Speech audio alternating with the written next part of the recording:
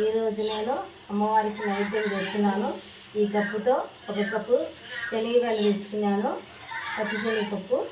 ఈ కప్పుతో 2 కప్పులు బియ్యం పోసినాను. ఈ కప్పుతో సగం కప్పు ఉద్దిపప్పు వేసినాను. 1 టీ గ్లాసు అటుకులు నానబెట్టినాను. ఈ కప్పుతో 1 కప్పు బెల్లం తీసుకున్నాను. ఇప్పుడు కుక్కర్లో వేసినాను శనగపప్పు. తర్వాత చేసినాక చూపిస్తాను. ఇప్పుడు 2 టీ గ్లాసు నీళ్ళు పోసినాను. ఇప్పుడు మిక్సీ ఆడించి చూపించాను.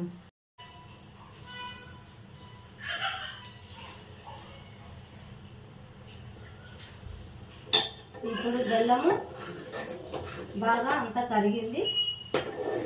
చూడండి, దీని పాకు రావాల్సిన అవసరం లేదు, బెల్లం కరిగింది. చూడు నీట్గా. ఇప్పుడు ఈ బెల్లాన్ని మనము వడగట్టుకున్నాము.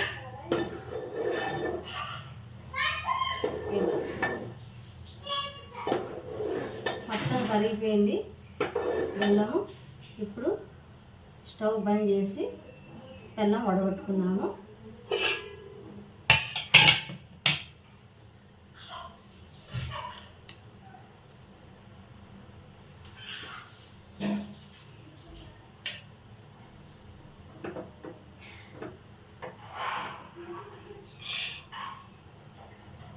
ఇదంతా బెల్లము వడగట్టుకోవాలి.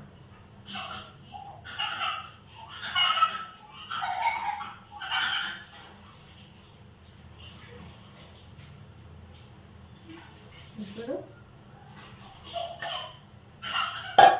మనము పూర్ణము ఎలుపుకొని పెట్టుకున్నా. చూడండి బాగా. ఈ పూర్ణం తీసుకొని దాంట్లో పాకులో బెచ్చాము.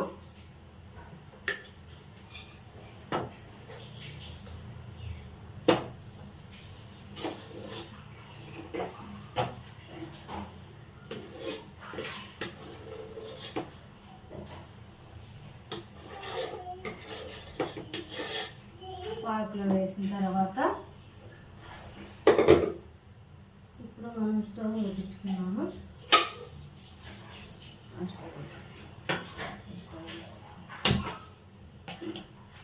ఇప్పుడు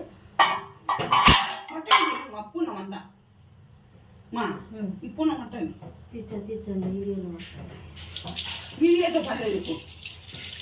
ఇంకా ఇలా కలుపుకుందాము. గట్టిపడిందాక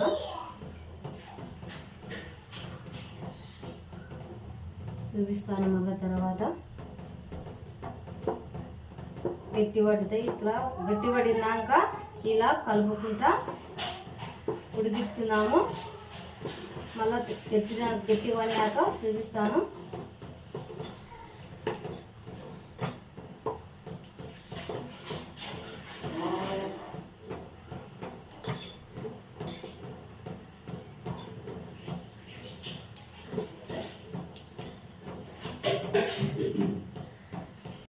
దీంట్లో యాలకుల పొడి వేసినాను.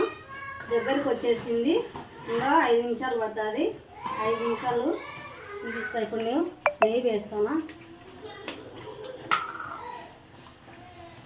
ఇప్పుడు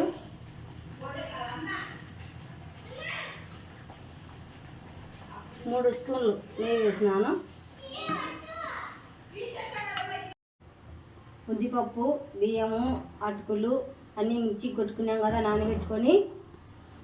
ఇప్పుడు నూనెలో వేసుకున్నాము. పూర్ణం కూడా బాగా గట్టిగా అయింది, ఉంటకు వచ్చింది. ఇప్పుడు ఆయిల్లో వేసేటప్పుడు చూపిస్తాను. ఇట్లా ఉంట చేసుకోవాలా ఈ మాదిరి. మీ ఇష్టం, చిన్న సైజు కానీ పెద్ద సైజు కానీ చేసుకోవచ్చు. నూనెలో వేసేటప్పుడు చూపిస్తాను. ఇలా ఇలా కలుపుకొని చిన్నగా ఆయిల్లో చూసుకోవాలి.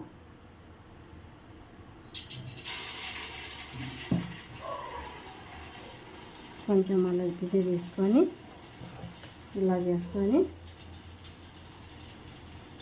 ఇలా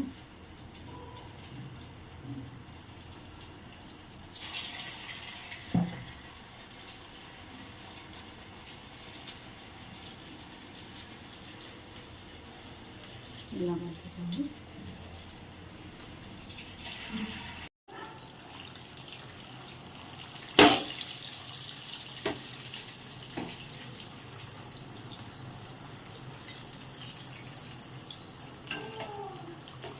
ఇలా కాల్చుకోవాలి.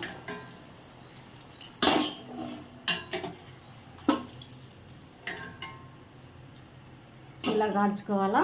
అన్నీ కాల్చినాక మళ్ళీ తర్వాత చూపిస్తాను. చేత్తో వేసుకోవాలని భయం అంటే ఇట్లా స్పూన్ తీసుకొని ఇలా కలుపుకొని